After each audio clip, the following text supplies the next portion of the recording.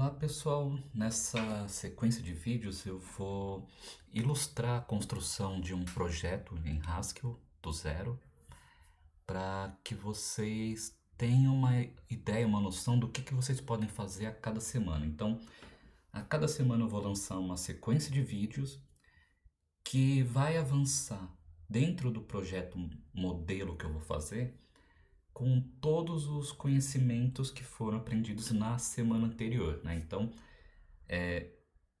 essa sequência de hoje, eu vou utilizar todo conhecimento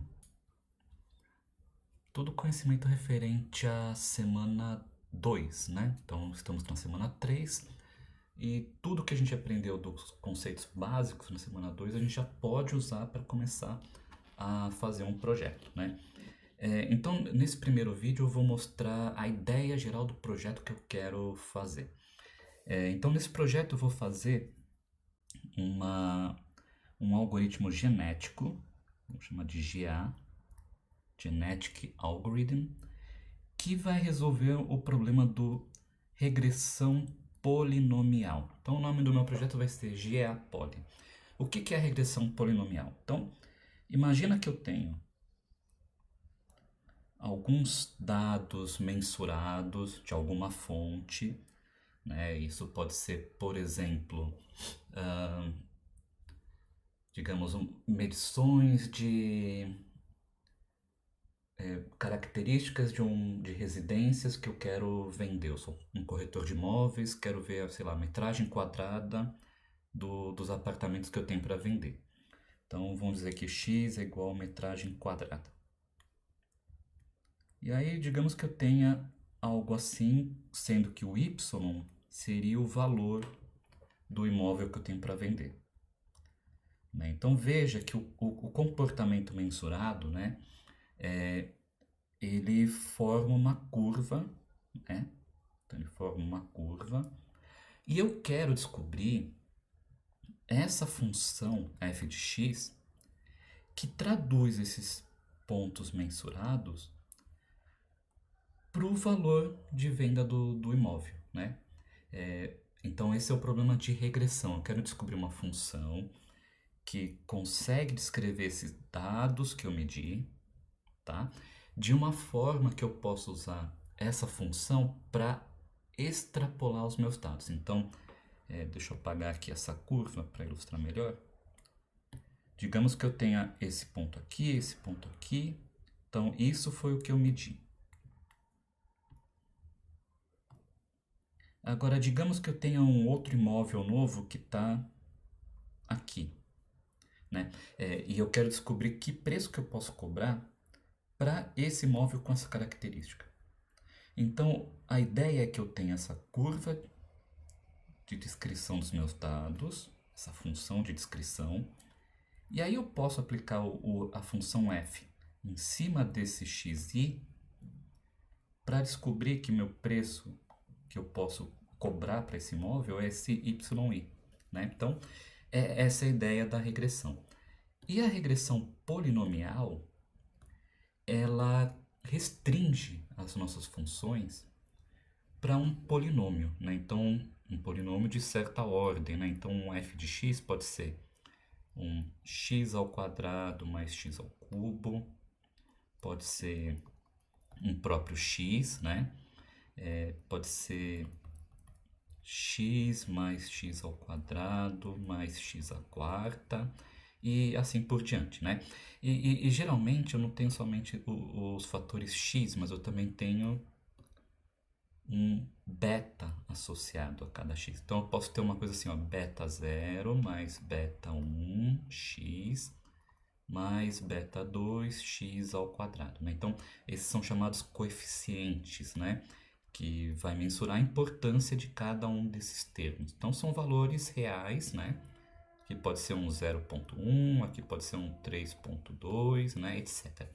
Então dessa forma eu posso gerar curvas, né? Do tipo 3.1 mais 2.3x ao quadrado, etc.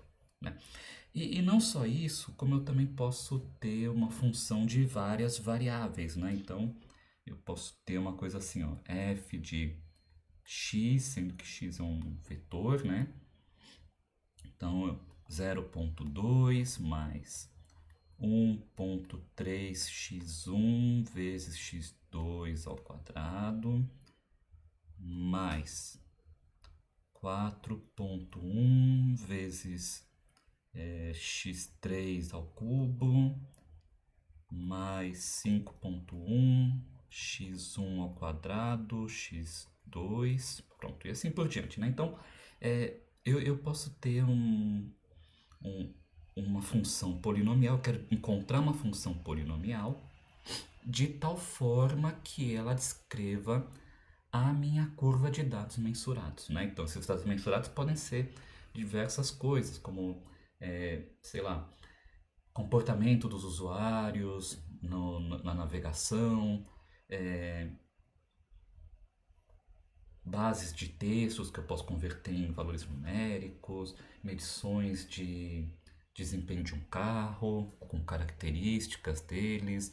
Então, qualquer coisa que eu possa mensurar e transformar em vetores numéricos, eu posso gerar um problema de regressão, tá? E agora eu vou explicar rapidamente o que é o algoritmo genético. O algoritmo genético, ele é baseado na teoria da evolução, né? E nos conceitos biológicos de reprodução. E ele basicamente fala o seguinte, olha, eu tenho aqui um conjunto de soluções, eu tenho um conjunto de soluções S, tem S1, S2, Sn, geralmente chamado de população, uma população de soluções, em que cada uma dessas soluções representa, no nosso caso, um polinômio, né? Então, o S1, a gente vai ter uma função de decode, né? Por exemplo, decodificação. Então, a gente vai ter algo assim, ó, decode S1 vai ser aqui um polinômio. Então, x1, x2 ao quadrado mais x3. Pronto. Então, cada uma das soluções vai ser um polinômio que eu vou verificar se ele é adequado em relação às medições que eu tenho, né? Então, eu tenho que ter uma forma de medir o quão bom é esse indivíduo ou quão ruim, né? Então, simplesmente são sinais opostos. E isso é chamado de fitness, né? Então, no nosso caso, fitness seria algo como o erro quadrático médio, né? Então, vou colocar aqui MSE de mean square quadrático, né? Erro. Que é simplesmente, dado que, sei lá, isso aqui se traduz para um f de x, que é simplesmente a somatória para todos os pontos is que eu tenho mensurados de f de xi menos o yi que eu medi ao quadrado e calcular a média disso aqui, né? Então, isso aqui vai falar o seguinte, olha, quanto mais próximo de zero, melhor é a minha solução, né? Porque se eu tenho o erro zero, quer dizer que a minha solução consegue escrever todos os dados que eu mensurei. Agora, quanto maior do que zero, quer dizer que tem um erro associado a essa função em relação às medições, tá? Então, maravilha. Então, dado que eu tenha um fitness e uma função que decodifica uma solução, o algoritmo genético segue um fluxo bem simples, né? Que é o seguinte. Eu tenho a minha população S, eu vou passar essa solução S para um processo chamado de reprodução.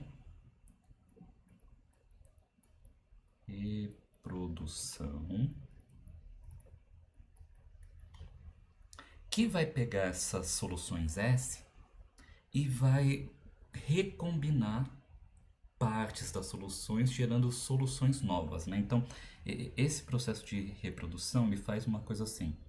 Ele pega o S, aí ele escolhe aleatoriamente um SI e um SJ e recombina, né? Faz uma mistura entre pega parte da solução de um, parte da solução de outro.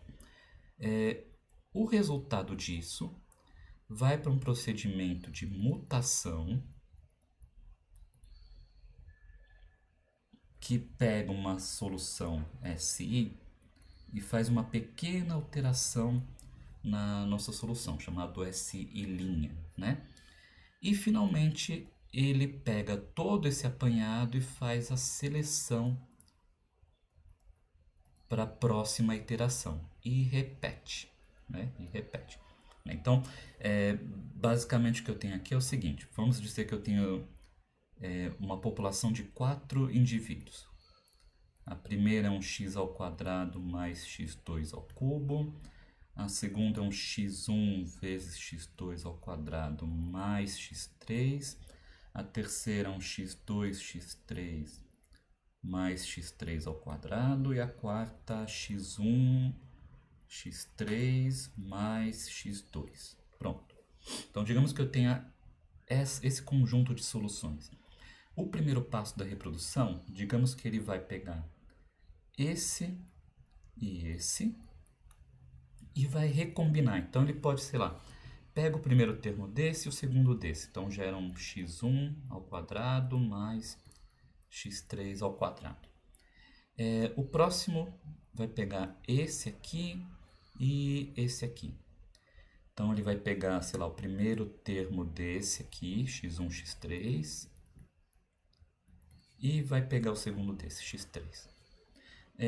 Esse próximo indivíduo ele pode pegar daqui e daqui, né? Então ele pode pegar o mesmo pai duas vezes, né?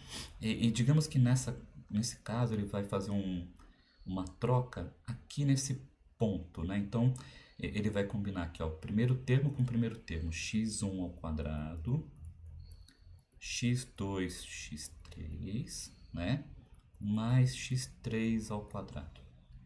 E aqui vão pegar desse e desse, por exemplo.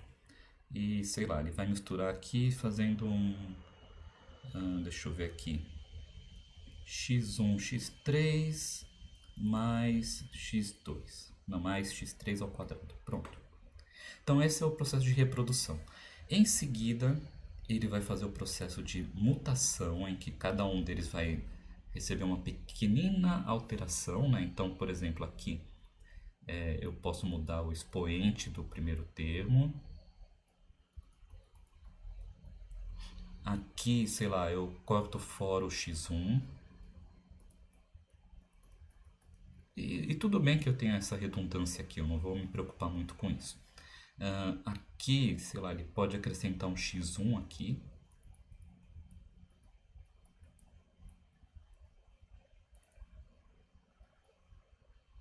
x1, x3 ao quadrado.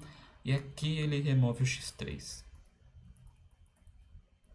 Então pronto. Então agora eu tenho um novo conjunto de soluções que, combinado com esse, eu vou selecionar 4 dentre esses 8 indivíduos para repetir o processo todo. E eu repito isso várias e várias vezes até que eu chegue numa solução satisfatória, né?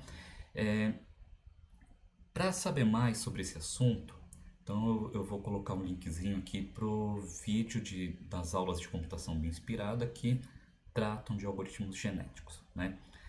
Mas aqui é só para a gente ter uma noção do que a gente precisa fazer para o nosso projeto. Como que eu vou representar uma solução e depois criar uma função decode, né, que transforma essa solução? Eu posso fazer o seguinte, eu posso fixar que a minha função polinomial vai ter no máximo n termos. Eu tenho, dado as minhas medições, o número de variáveis envolvidas no meu problema, né? E aí a minha representação vai ser através de 2 vetores de tamanho n termos vezes n vars, Sendo que o primeiro vetor vai falar o seguinte, olha, quais são as variáveis envolvidas em cada termo do meu polinômio. E o segundo vai falar qual expoente eu tenho que levar aquela variável. Então, digamos que eu tenha n termos igual a 3 e número de variáveis igual a 2. Então, eu vou ter vetores de tamanho 6, né? Então, eu teria, por exemplo, uma solução aqui. 1, 2, 3, 4, 5, 6. E outro vetor. Então, o vetor de cima é um vetor binário.